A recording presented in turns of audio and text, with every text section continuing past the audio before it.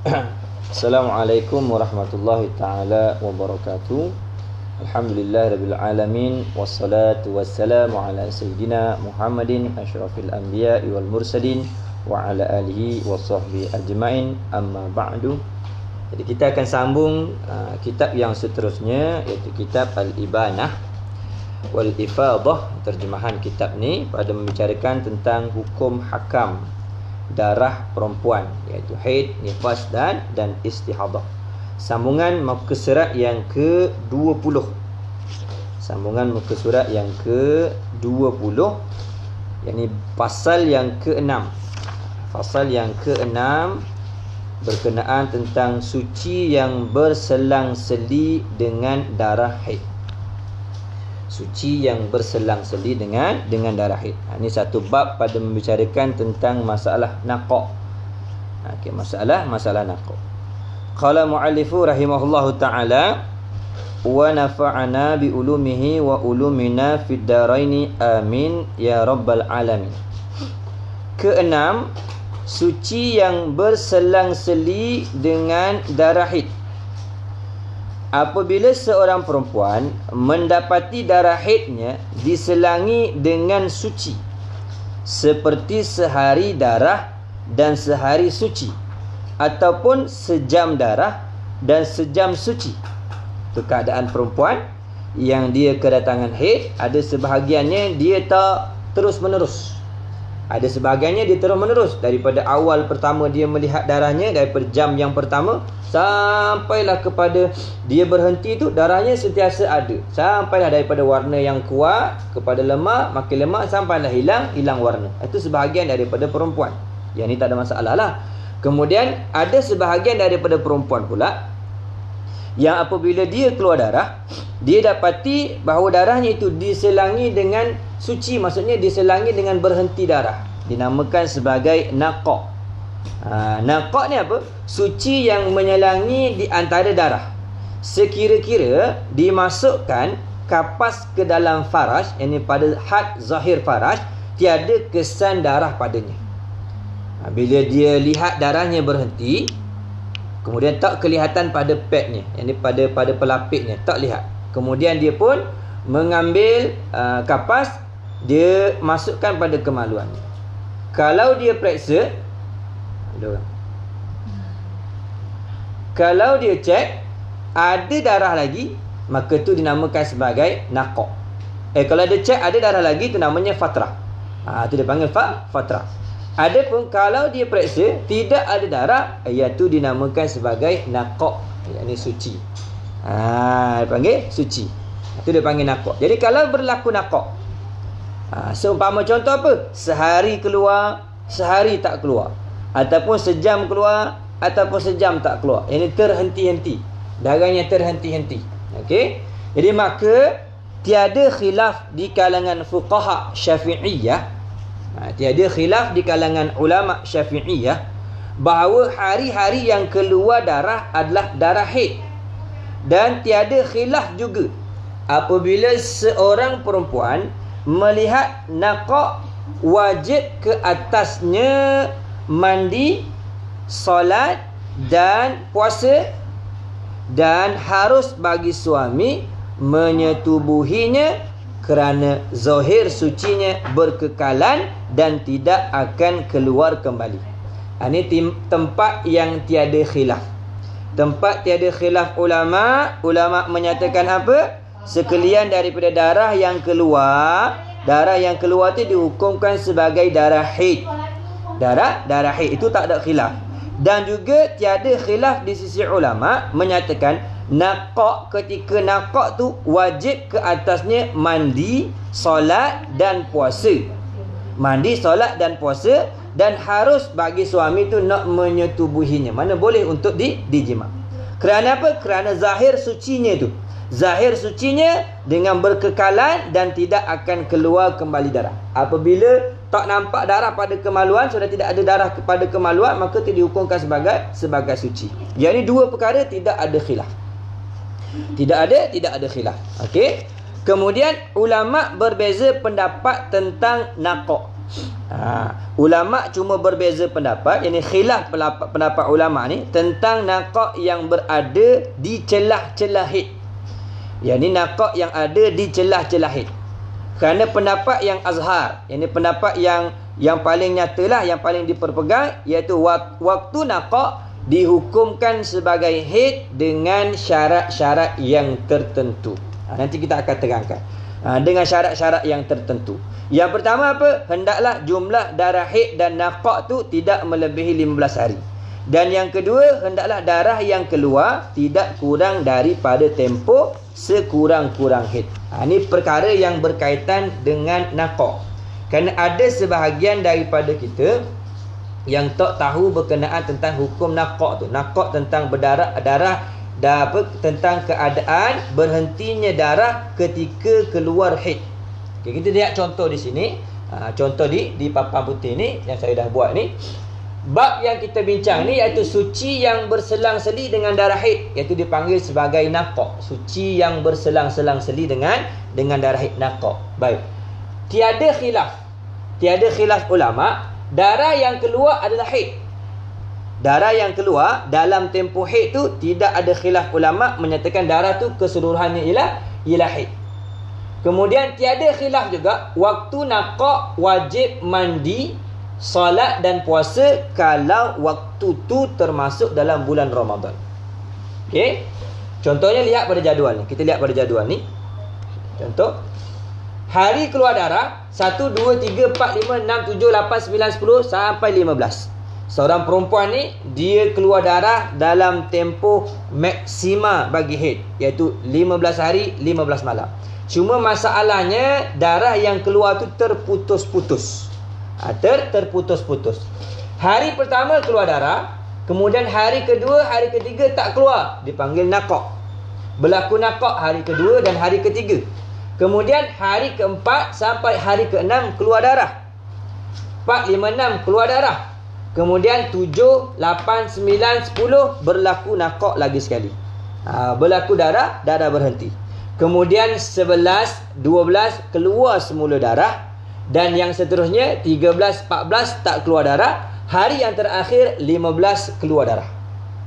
Jadi darahnya keluar secara terputus-putus. Baik.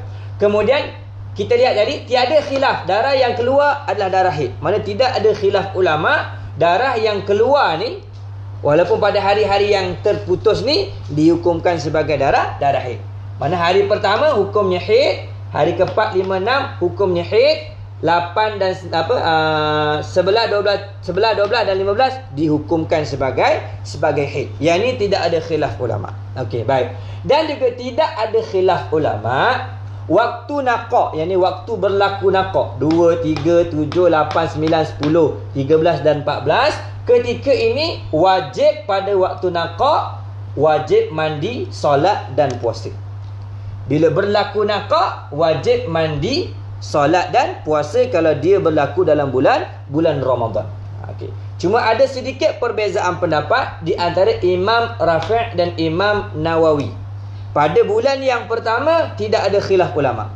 Kalau perkara tu berlaku pada bulan yang pertama, maksudnya apa? Berlaku darah yang keluar secara terputus-putus ni pada bulan yang pertama, maka itu sependapat semua ulama. Mana tidak ada khilaf menyatakan nakak pada bulan yang pertama tu wajib mandi, solat dan puasa.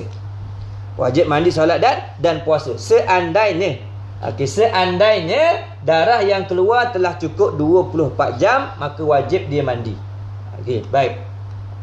Tapi pada bulan yang kedua, kalau berlaku lagi nakak seumpama ni, di situ berlaku khilaf ulama. Di situ berlaku khilaf ulama. Pendapat yang pertama iaitu pendapat Imam Rafi'. Imam Rafi' kata apa? Hanya pada bulan yang pertama sahaja. Hanya pada bulan yang pertama sahaja kalau berlaku nakak wajib mandi, solat dan puasa. Adapun masuk bulan yang kedua, dia boleh ikut adat haid pada bulan 1. Pada bulan yang pertama berlaku nakak ni. Tapi dengan syarat dia kena tahu kadar keluar darah yang keluar pada bulan pertama tu. Okey, ini pendapat yang pertama daripada Imam Rafi' rahimahullahu taala. Adapun menurut Imam Nawawi, yang ini pendapat yang muktamad dan diperpegang. Ini pendapat yang digunakan. Yang kebanyakan kita pegang, yang ni pendapat yang kedua, iaitu pendapat Imam An-Nawawi rahimahullahu taala.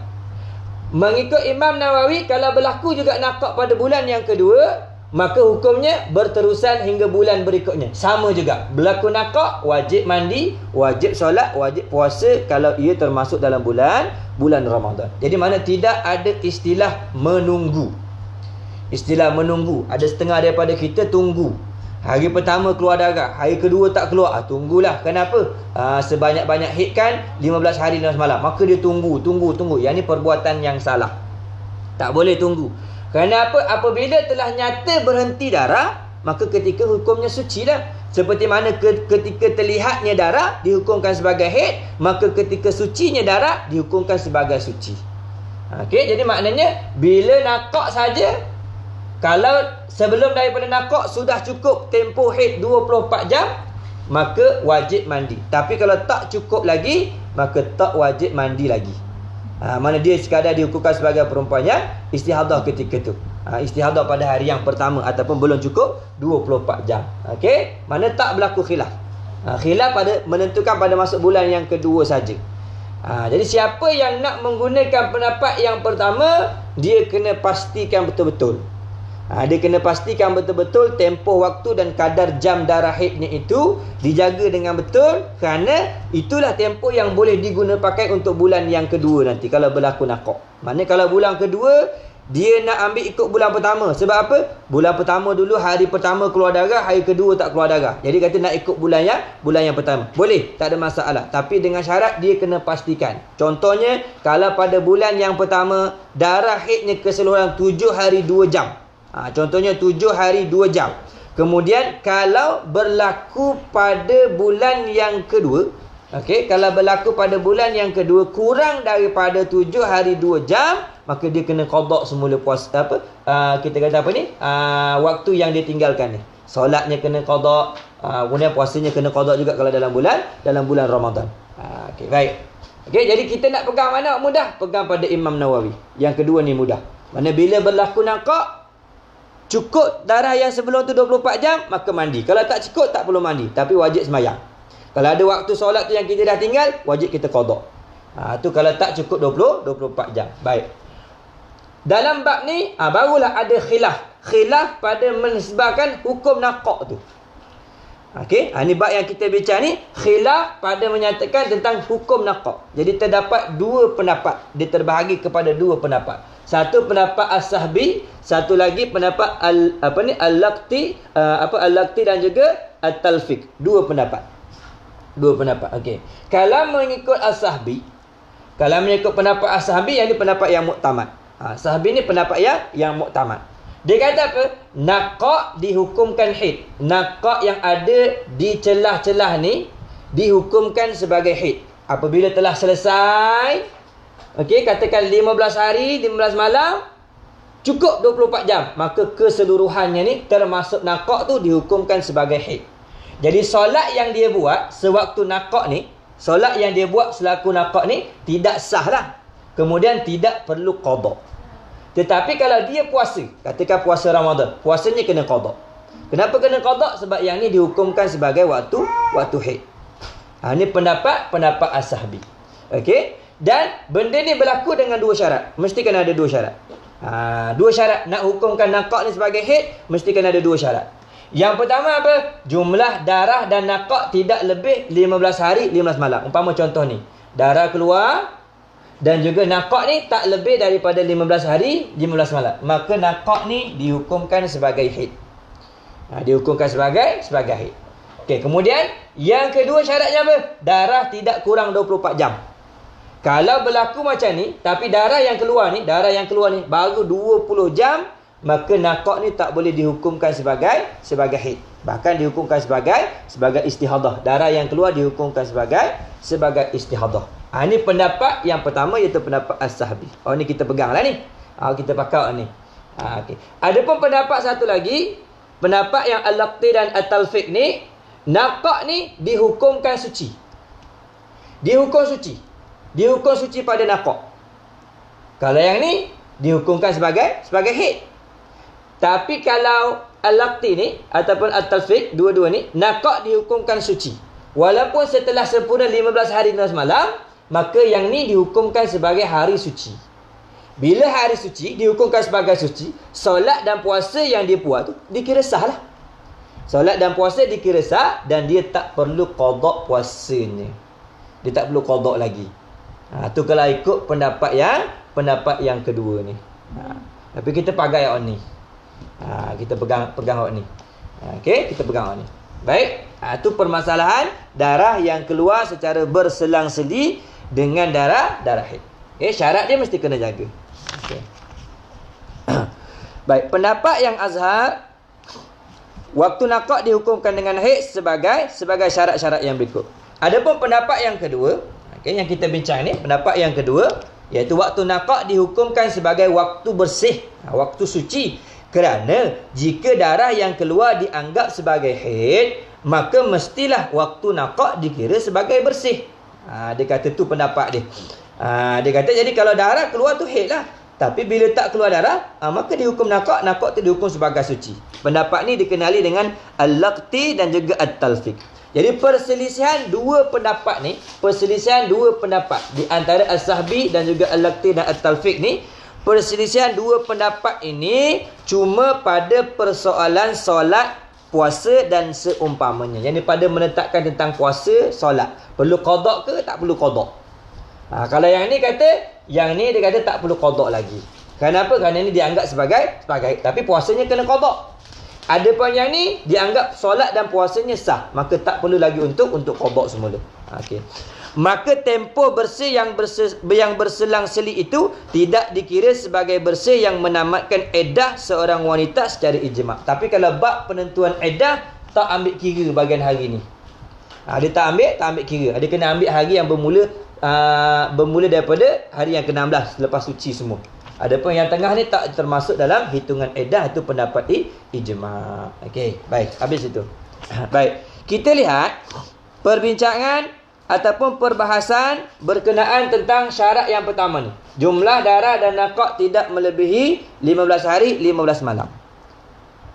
Yang pertama dia kata, pendapat yang azhar, okey, pendapat yang kita pegang ni, pendapat yang utama, waktu naqah dihukumkan sebagai haid dengan syarat-syarat berikut. Naqah ni nak jadi haid mesti dengan dua syarat. Yang pertama, hendaklah jumlah darah haid dan naqah tidak melebihi 15 hari.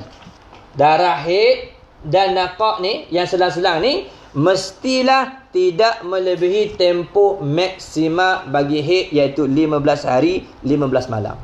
Jika melebihi 15 hari, jika melebihi 15 hari dan darah yang melebihi 15 hari itu bersambung dengan darah yang sebelumnya, maka perempuan ini telah mengalami istihadah.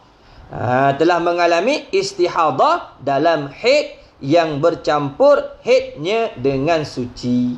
Telah bercampur dengan istihadah. Dia telah mengalami istihadah dalam haid yang bercampur haidnya dengan suci. Maka kalau yang macam ni, penyelesaiannya bagi masalah ni dikembalikan kepada salah satu bentuk tujuh gambaran perempuan yang mustahadah. Nanti kita akan bincangkan lagi nanti. Okey. Ni kalau ada ambil contoh. Padam yang bawah ni dah.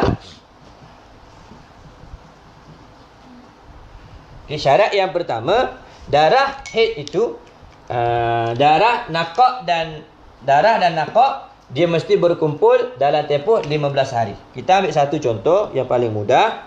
Okey. Katakan 1, 2, 3, 4, 5, 6, 7, 8,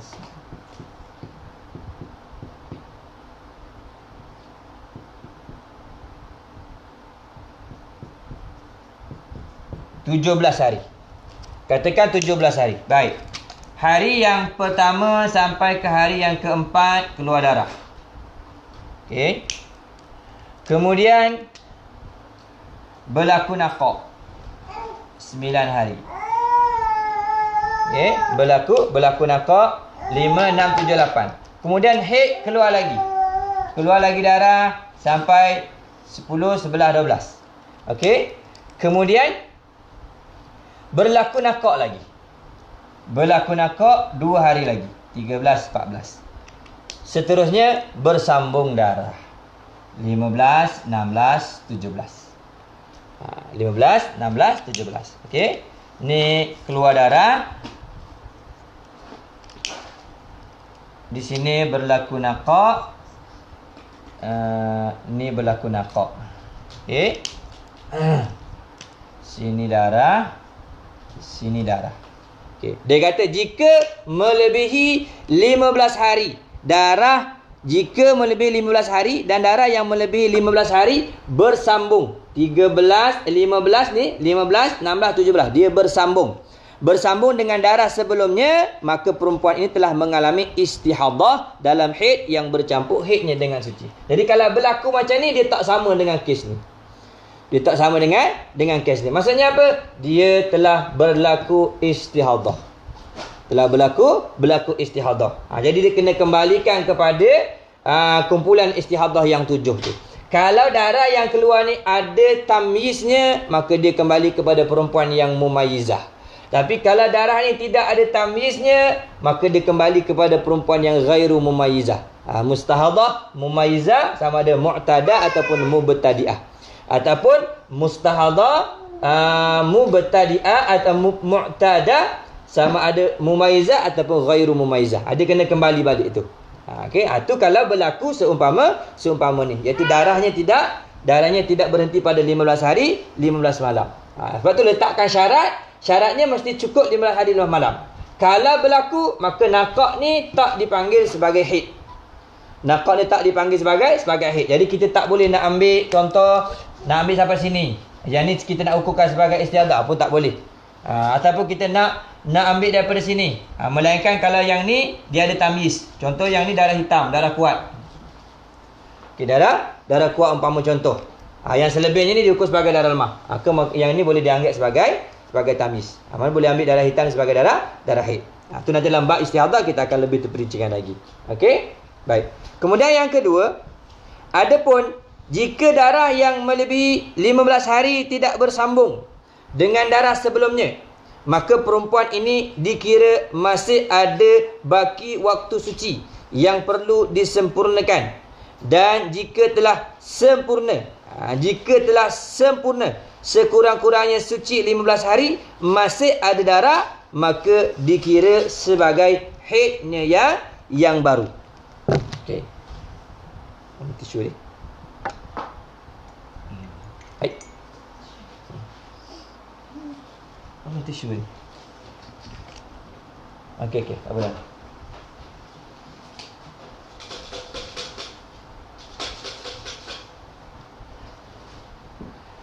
Contoh masalah yang kedua.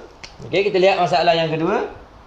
1, 2, 3, 4, 5, 6, 7, 8, 9, 10, 11, 12, 13, 14, 15, 16.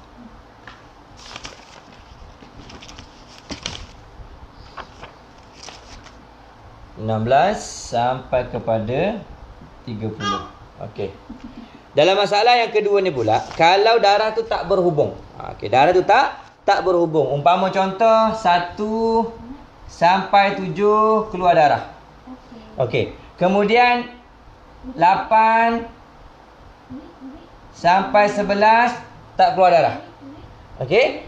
Kemudian 12 sampai 14 keluar darah. Kemudian straight ni tak keluar darah. Okey, tak keluar darah sampai 16. Okey, kemudian dia keluar darah bila 15 ni tak keluar darah, kemudian 16 sampai kepada 30 keluar darah. Okey, yang ni darah, yang ni kita kata nakak.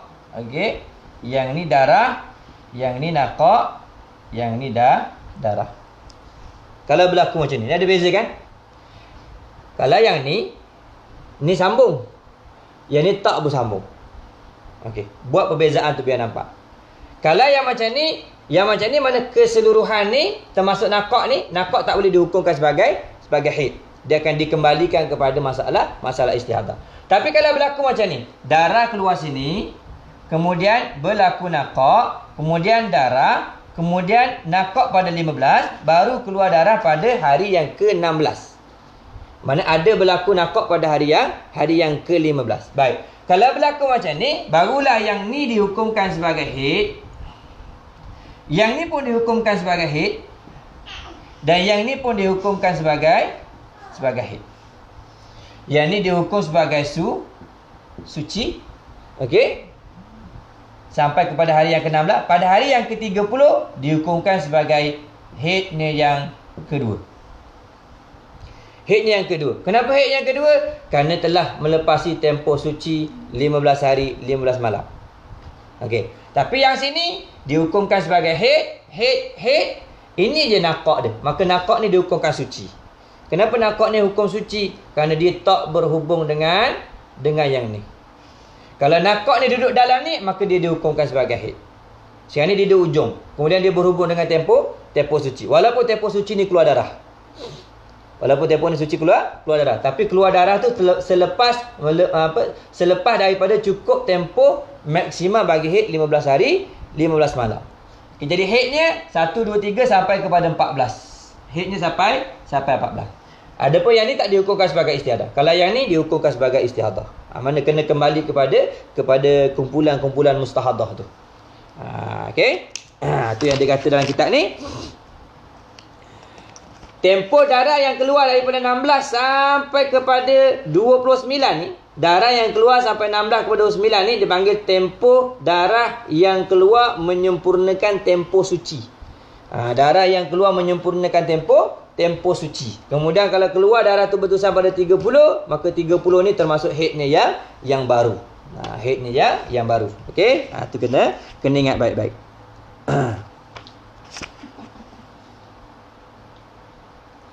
Okey, tu sebab tu dia kata kalau darah ni melebihi daripada 15 hari 15 malam, maka nakak ni tak boleh dihukumkan sebagai haid. Tapi kalau darah tu tak melebihi 15 hari 15 malam, seumpama contoh ni, maka nakak boleh dijadikan sebagai haid. Umpama contoh ni. Okey, boleh dijadikan sebagai haid, yang ni pun boleh dijadikan sebagai haid. Okey? Tu kena ingat. Okay, habis sampai situ dulu. Nanti insya-Allah besok kita akan masuk pada yang kedua, persoalan yang kedua. Okey, soalan yang kedua. Kita habiskan terus senang. Yang kedua, dikata syarat yang kedua, hendaklah darah yang keluar tidak kurang dari tempoh sekurang-kurang haid. Berapa tempoh sekurang-kurang haid? 24 jam. Mana darah yang keluar tu tidak kurang daripada tempoh sekurang-kurang haid, iaitu 24 jam. Jika kurang daripada sehari semalam, maka darah yang keluar itu dikira darah fasad ataupun darah istihadah. Okey, kita guna jadual yang sama. Tengok jadual yang atas ni. Okey. Katakanlah darah yang keluar ni 1, 2, 3, 4, 5, 6, 7. 7 hari ni. Okey, selama 7 hari 7 hari darah yang keluar ni, darah yang keluar baru 20 jam. 20 jam. 7 hari ni. 1, 2, 3, 4, 5, 6, 7. Jadi darah yang keluar 20 jam. Jadi darah ni tak cukup 24 jam sekurang-kurang haid. Tak cukup tempoh sekurang-kurang haid 24 jam. Jadi kalau berlaku macam ni, maka keseluruhan darah yang keluar dihukumkan sebagai darah istihadah. Ataupun darah fasad. Mana tak boleh nak dihukumkan sebagai darah haid. Mana tak jadi hukum haid lah. Jadi nakak ni dianggap suci lah. Nakak dia dianggap suci. Dan darah yang keluar ni pun sebenarnya dihukumkan sebagai darah yang suci. Dia bukan darah haid. Kerana dia termasuk dalam istihadah. Sebab apa? Sebab tak cukup tempoh sekurang-kurang haid, iaitu 24 jam. Ini syarat yang kedua. Okey. Mana kena jaga dua syarat tu. Yang pertama, tidak melebihi tempoh sehari 15 hari 15 malam. Yang kedua, tidak kurang daripada 24 jam. Barulah nakak ni dihukumkan sebagai haid. Itu mengikut pendapat yang diperpegang, iaitu pendapat As-Sahbi. Adapun kalau pendapat daripada Al-Laqti dan At-Talfiq, nakak dihukumkan sebagai suci. Okey. Habis sampai situ nanti insya-Allah besok kita akan masuk pada membicarakan tentang contoh-contoh. Contoh-contoh praktikal. Contoh-contoh untuk kita menambahkan lagi kefahaman kita terhadap bab yang telah kita lalui. Okey, habis sampai sini dulu, wallahu a'lam. InsyaAllah kita akan sambung kuliah kita pada besok pagi seperti waktu yang kita lalui sekarang ni. Wallahu a'lam. Subhanakallahumma bihamdika asyhadu an la ilaha illa anta astaghfiruka wa atubu ilaik. Bismillahirrahmanirrahim. Alhamdulillahirabbil alamin wassalatu wassalamu ala sayyidina Muhammadin asyrafil anbiya'i wal mursalin wa ala alihi washabbihi ajma'in. Allahumma fir lana dhunubana wa liwalidina wa limasyaikhina wa limuallimina wa li ashabil huquqi alaina wa li jami'il muslimina wal muslimat wal mu'minina wal mu'minat bi rahmatika ya arhamar rahimin. Rabbana atina fid dunya hasanah fil akhirati hasanah wa qina adzabannar. Wa sallallahu ala sayyidina Muhammad wa ala alihi wasallam. Subhana rabbika rabbil izzati amma yasifun wa salamun alal mursalin walhamdulillahi rabbil alamin. Assalamualaikum warahmatullahi taala wabarakatuh.